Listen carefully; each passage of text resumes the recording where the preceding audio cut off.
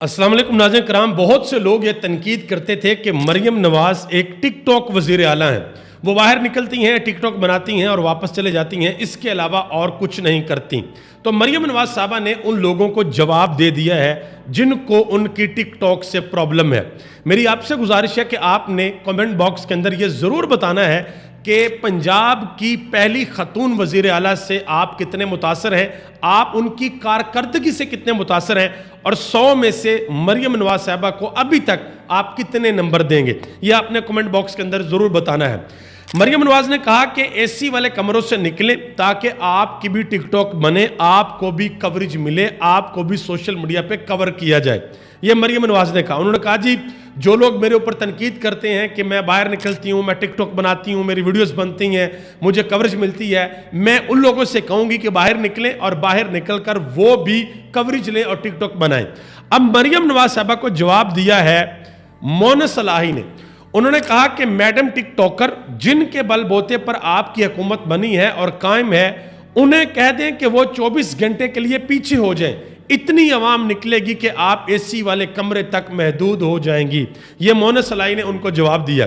اور میں ویسے ایک اگر آپ پوچھیں نا کہ مریم نواز صاحبہ ابھی تک کامیاب ہیں یا ناکام ہیں, تو کسی بھی حکمران کی کامیابی یا ناکامی ہمیشہ اس وقت دیکھی جاتی ہے جب اس کے سامنے کوئی ٹیسٹ کیس آتا ہے, جب اس کے سامنے کوئی مشکل آتی ہے تو تب دیکھا جاتا ہے کہ بھئی یہ کامیاب ہے یا ناکام ہے.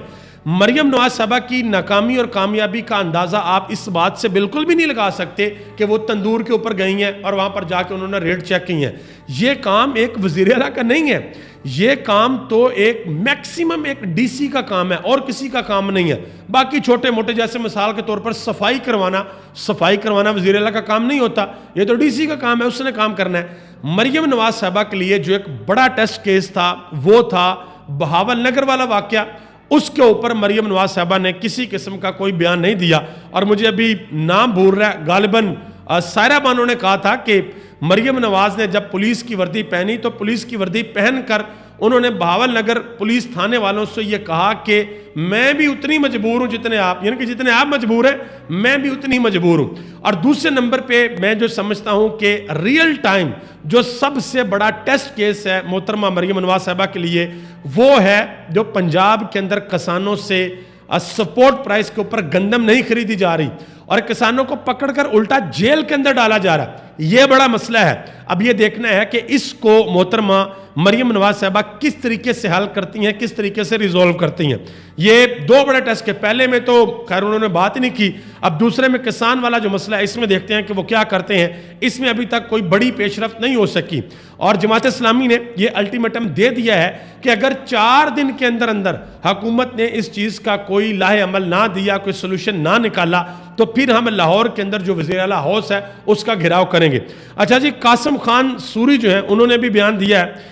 انہوں نے کہا جی ایک کہتا ہے کہ گھر سے باہر نکل کر ویڈیو بنوائیں, یعنی کہ مریم نواز صاحبہ کہتی ہیں, اور دوسری طرف یہ کہا جاتا ہے کہ باہر نکلنے کی کیا ضرورت ہے, بیڈ روم میں ہی کیمرے لگا دیتے ہیں.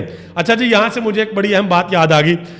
ہمارے ایک بڑے اچھے اور بڑے پیارے بھائی ہیں حسن ایوب صاحب, صحافی ہیں جی. ان سے سوال ہوا یہ جو بیڈ روم کے اندر کیمرے لگے ہیں, تو انہوں نے جو آگے سے جواب دیا, انہوں نے کہا جی بیڈ روم کے اندر جو کیمرے لگتے ہیں یہ نگرانی کے لیے لگائے جاتے ہیں اور پوری دنیا کے اندر یہ ہوتا ہے. آگے سے خاتون صحافی نے سوال پوچھا کہ ایک میریڈ کپل کے بیڈ روم کے اندر بھی کیمرہ؟ انہوں نے کہا ہاں جی, اس کو کنڈیم کیا جا سکتا ہے, اس کی مذمت کی جا سکتی ہے. میں صرف اتنا یہ گزارش کرنا چاہوں گا جناب محترم عزت مآب حسن, لوگوں نے آپ کو بڑے سخت جوابات دیے ہیں. میں یہاں پہ وہ کچھ بھی مینشن نہیں کر رہا کیونکہ جو زبان لوگوں نے استعمال کی ہے میں یہاں پہ وہ بالکل بھی نہیں بول سکتا جو الفاظ اور جو القابات آپ کے لیے لوگوں نے استعمال کیے ہیں. لیکن میں صرف آپ سے یہ گزارش کروں گا کہ کسی بھی چیز کو ڈیفینڈ کرنے کی ایک لمٹ ہوتی ہے, آپ سم ٹائم اس لمٹ کو کراس کر جاتے ہیں.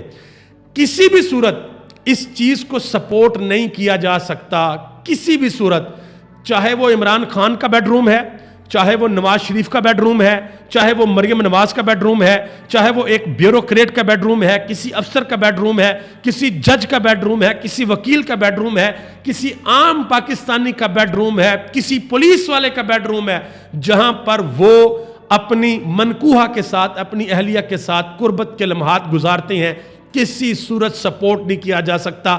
کم از کم انسانی غیرت اس چیز کو سپورٹ نہیں کرے گی کہ آپ یہ کہیں جی وہ نگرانی کے لیے کیمرے لگتے ہیں تو پوری دنیا کے اندر ہوتا ہے, لہٰذا کسی قسم کا کوئی مسئلہ نہیں ہے.